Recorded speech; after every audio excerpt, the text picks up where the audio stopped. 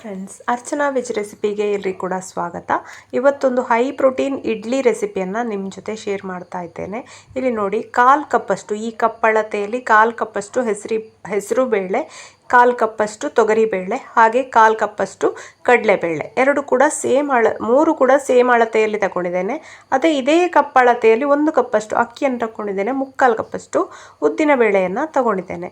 Measurement ಸರಿಯಾಗಿ ನೋಡ್ಕೊಳ್ಳಿ. 3 ಬಗೆ ಕೂಡ 1/4 ಕಪ್ಪು, ಅಕ್ಕಿ 1 ಕಪ್ಪು, ಹಾಗೆ ಉದ್ದಿನ ಬೇಳೆ 3/4 ಕಪ್ಪು. ಇಷ್ಟು ಹಾಕಿ ಇದನ್ನು ಚೆನ್ನಾಗಿ ತೊಳ್ಕೊಳ್ಬೇಕು. 2 ರಿಂದ 3 ಸಲ ವಾಶ್ ಮಾಡಿ ಆಮೇಲೆ ಒಂದು 6 ಗಂಟೆಗಳಷ್ಟು ಹೊತ್ತು ನೆನೆಸಬೇಕು. ಬೆಳಿಗ್ಗೆ ನೆನೆಸಿದರೆ ಸಾಯಂಕಾಲ ಮಾಡ್ಕೊಳ್ಬೋದು. ನೋಡಿ, ಇದೀಗ ಚೆನ್ನಾಗಿ ನೆಂದಿರುವಂತಹ ಬೇಳೆಗಳನ್ನೆಲ್ಲ ನಾವು ನುಣ್ಣಗೆ ಗ್ರೈಂಡ್ ಮಾಡಿ ಮರುದಿವಸ ಹುಳಿ ಬರಲಿಕ್ಕೆ ಇಡಬೇಕು. ತುಂಬ ನುಣ್ಣಗೆ ಅಂತ ಮಾಡಬೇಡಿ, ಒಂದು ಸ್ವಲ್ಪ ಕೈಗೆ ತರಿ ಇರುವ ಹಾಗೆ ನೋಡಿ ಈ ಥರ ಗ್ರೈಂಡ್ ಮಾಡಿಕೊಂಡ್ರೆ ಒಳ್ಳೆಯದು. ನುಣ್ಣಗೆ ಗ್ರೈಂಡ್ ಮಾಡಿದರೆ ಕೂಡ ಇದು ಚೆನ್ನಾಗಿ ಬರ್ತದೆ.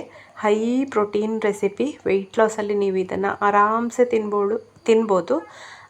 ಬೆಳಿಗ್ಗೆ ಮಾರ್ನಿಂಗ್ ಬ್ರೇಕ್ಫಾಸ್ಟಿಗೆ ನೀವು 3-4 ಇಡ್ಲಿ ಅಷ್ಟು ತಿನ್ಬೋದು, ಯಾಕೆಂದರೆ ಇದರಲ್ಲಿ ಹೈ ಪ್ರೋಟೀನ್ ಇರುತ್ತಲ್ಲ.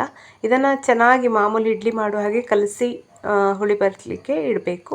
ನೋಡಿ, ಮಾರ್ನಿಂಗ್ ಎಷ್ಟು ಚೆಂದ ಹುದುಗು ಬಂದಿದೆ ಅಂಥೇಳಿ, ಸೂಪರಾಗಿ ಬಂದಿದೆ ಈ ಇಡ್ಲಿ. ಫ್ರೆಂಡ್ಸ್, ನಿಮ್ಮ ವೆಯ್ಟ್ ಲಾಸ್ ಜರ್ನಿಯಲ್ಲಿ ಈ ಒಂದು ಇಡ್ಲಿ ರೆಸಿಪಿಯನ್ನು ಇನ್ಕ್ಲೂಡ್ ಮಾಡಿ.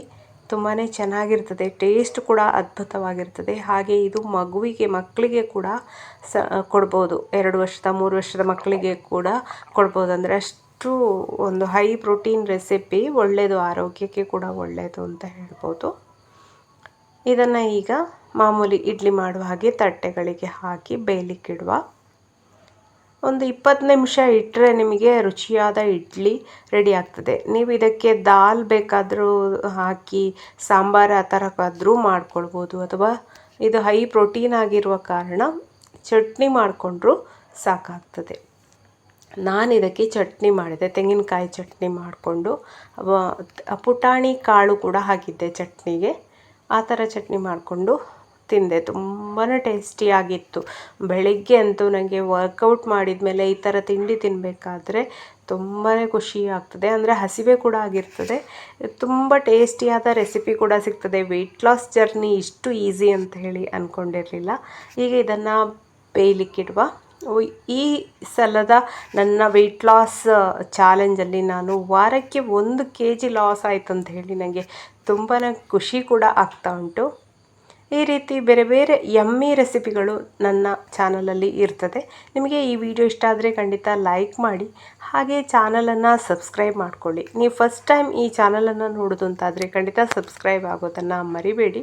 ಹೀಗೆಯೇ ಬೇರೆ ಬೇರೆ ರುಚಿಯಾದ ರೆಸಿಪಿಗಳು, ಹಾಗೆ ವೆಯ್ಟ್ ಲಾಸ್ ಟಿಪ್ಸ್ಗಳು, ವರ್ಕೌಟ್ಗಳು ಜೊತೆ ನಾನು ಮತ್ತೆ ಬರ್ತೇನೆ. ಅಲ್ಲಿವರೆಗೆ ನಮಸ್ಕಾರ, ಬಾಯ್ ಬಾಯ್, ಟೇಕ್ ಕೇರ್, ಥ್ಯಾಂಕ್ ಯು.